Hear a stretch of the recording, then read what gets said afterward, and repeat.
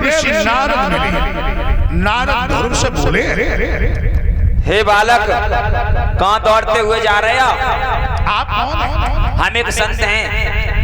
मेरी मैया ने मुझे भेजा है। कहाँ के लिए? राम से मिलने के लिए। राम से नहीं मिल पाओगे, सीधे रामपुरी पहुंच जाओगे। तुम्हें पता है जंगल में कितने कितने बड़े भयानक जंतु रहते, शेर, भालू, अजगर, भेड़िया तुम्हारा बच्चड़ कर जाएंगे। पीछे लौट जाओ। हाँ, ये डर मेरी मैया मुझे पहले ही बता चुकी है। अच्छा, हाँ, पक्के पोड़े रह गए आया बाबा।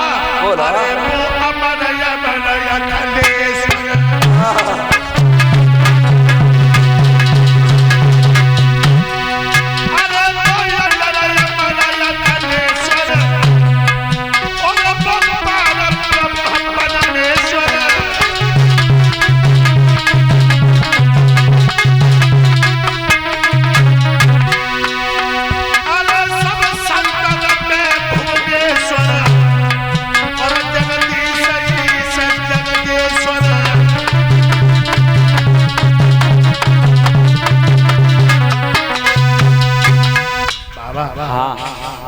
जिस डर तुम मुझे बता रहे हो, जिस डर मेरी मैया मुझे बहुत पहले बताए चुकी। तो माने नहीं?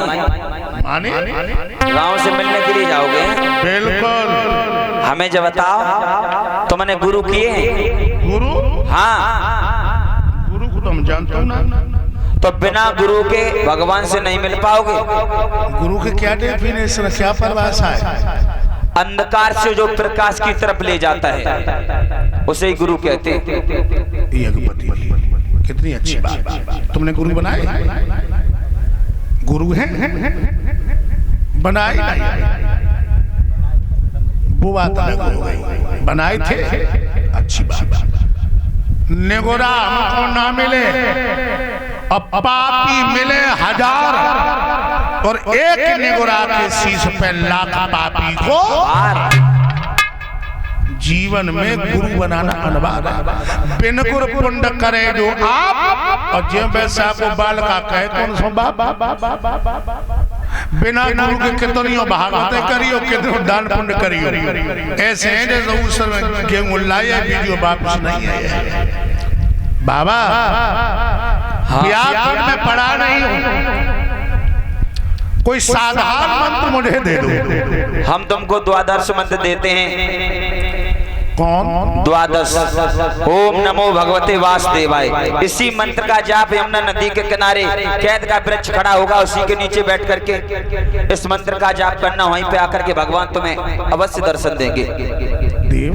हाँ, मैंने भगवान को देखो तो है ना, पहचाने कैसे? भगवान की 4 भुजाएं होंगी, जिसमें चक्र, पुष्प, गदा और शंख होगा।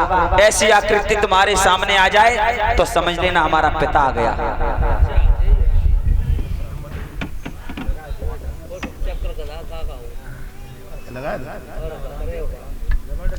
देव?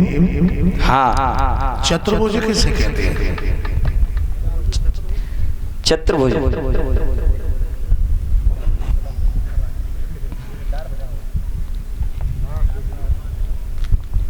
चतुर्भुज मैं बताऊं। शंख। शंख का मतलब जागरूक करना। गदा का मतलब जिम्मेदारी। हाँ। चक्र का मतलब पापों का संहार करना। बिल्कुल।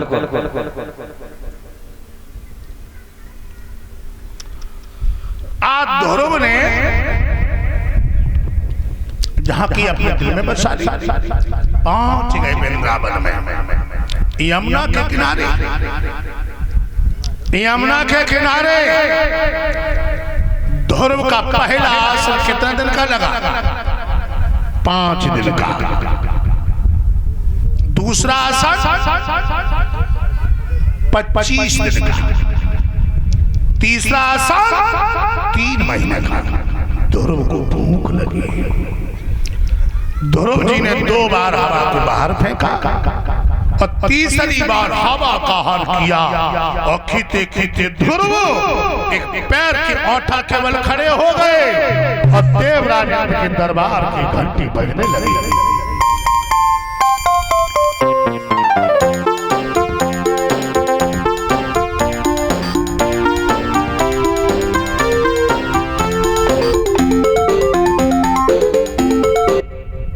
इंद्र सिंहासन से नीचे और तब तक नारद जी पहुंचे। कान लगी नेक दे रहो दारी रहो में तुम्हें आटा दार को भाव मिल जाता। क्या मतलब? तुम्हें नाय माने में उदयनरेश महाराज उत्तानपाद का ज्येष्ठ पुत्र ध्रुव घोर तपस्या कर रहा है। अच्छा, मृत्यु लोक का कीड़ा हमारे दांत पे दांत दबाए बैठा है। रंभा, कहिए, उर्वशी, मेनका, साधना, बोलिए, शीला, जी हजूर, चंदा, क्या फरमाइए, मृत्यु लोक में डाल और ध्रुव की तपस्या को खंडित करके आ। ठीक है। अब ये 5 अप्सरा चली और जो ध्रुव को देखो सोई कान लगी बहना हम तो जा जाते हैं कितना बड़ो तपस्वी हुए जो तो कहो पुण्य भरू लला है। जब समाधि कैसे खुलाई हो, क्योंकि 5 साल का बेटा नहीं जानता और का सुख क्या है। एक कहने लगी बहना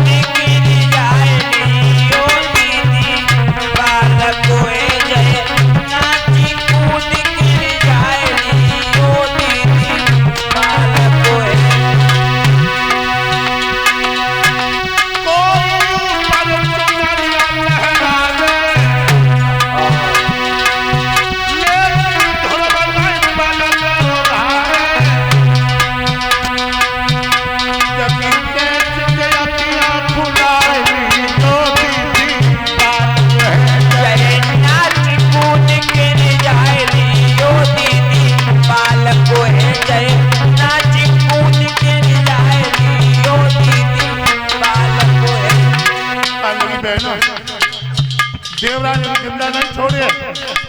शीला कान लगी नेक रोक क्या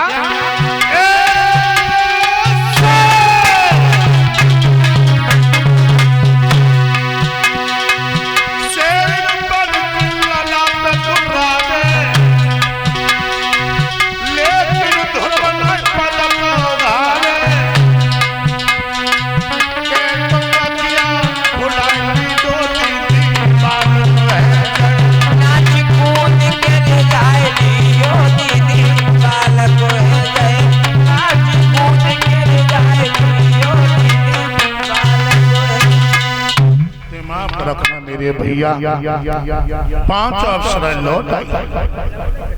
जब 5 अप्सरा लौट आई तो क्या हुआ, इंद्र पहुंचा क्षीर सागर त्राय माम करके पैरों पे गिर पड़ा और कहने लगा प्रभु रक्षा करो। ध्रुव तपस्या कर रहा है, सारी वायु को रोक लिया। अगर एक घड़ी की देर हो गई तो महाप्रलय हो जाएगा। उसी समय भगवान गरुड़ पर सवार हुए और गरुड़ को वहीं पे डाके उतारा जहां पे ध्रुव घोर तपस्या कर रहा था। भगवान ने सूप को खींचा तो ध्रुव ऐसे टूट के गिरे जैसे कोने में से लाठी। भगवान ने पीछे में बाहों में ले लिया। बोले भक्तवत्सल भगवान की। भक्त पहुंच गया भगवान की गोदी में।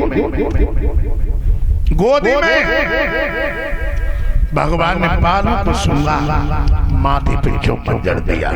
कान लगी बेटा ध्रुव, शायद मुझे आने में देर हो गई इसलिए तुम नाराज।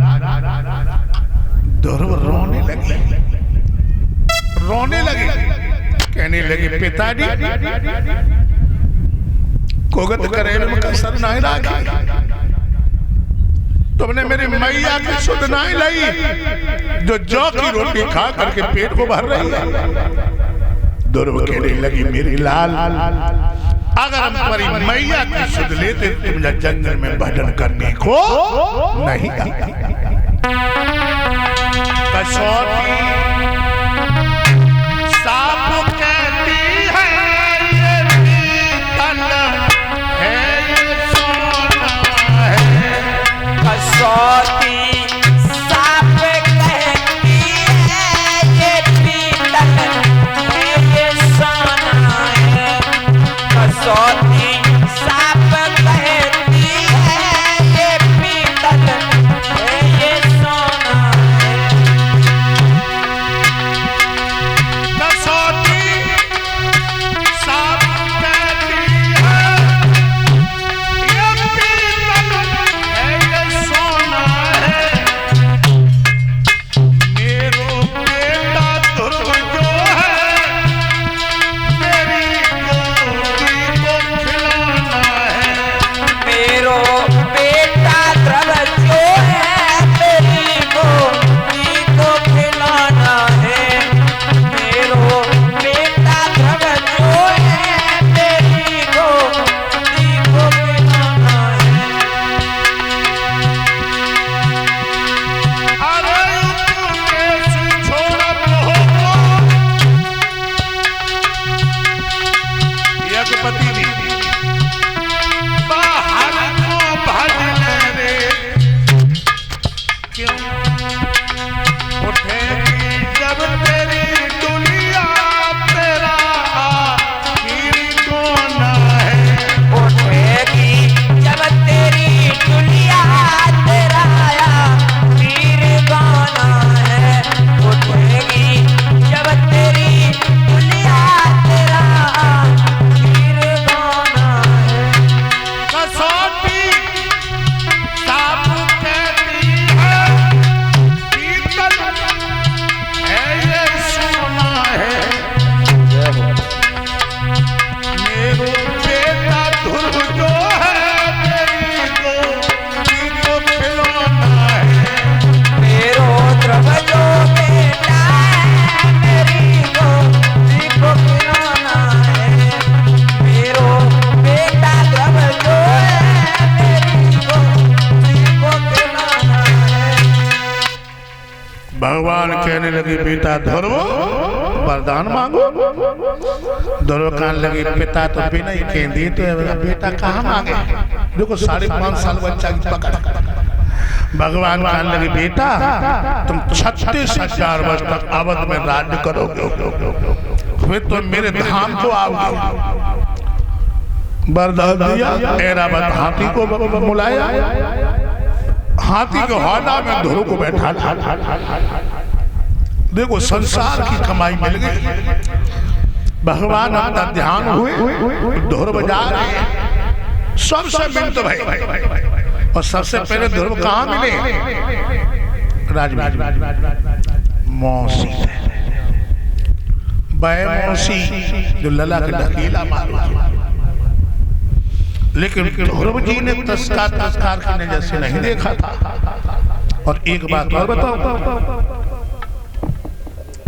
तुम्हारा कोई अपमान करे या तुमसे कोई नफरत करे कभी बुरो न मानो। अपमान कभी कभी वरदान बन जाता है। अच्छा एक बार सम्मान तो लियो अपमान का हम लिए। जितना सम्मान को प्यार करते हो उतना ही अपमान को प्यार करो। चमको निश्चय दावा। और जिन्होंने अपमान झेले वही चमके वही चमके। अपमान हुआ कौन तुमने अपमान नहीं झेल पाया तुम्हें घाटा हुआ। सबको हुआ सबको हुआ। और हमने अपमान को गले से लगाया।